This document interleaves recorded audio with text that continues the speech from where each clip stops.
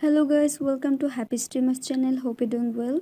In this video, I'm gonna show you how to check your Gmail password in mobile. So guys, let's go to your Gmail account and then go to your profile. Now tap on Google account.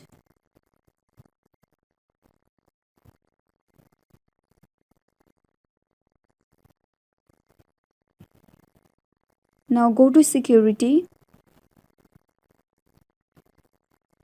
Swipe down. Now go to password manager.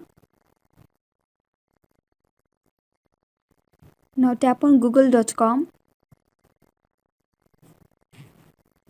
So guys, here is your Gmail password which is hidden, and if you want to see your Gmail password, then unhide it. So guys, that's it, and that's how you can check your Gmail password in mobile phone very easily. So guys, I hope this video was helpful to you. If it was, then please give a thumbs up and hit the subscribe button, and thanks for watching the video.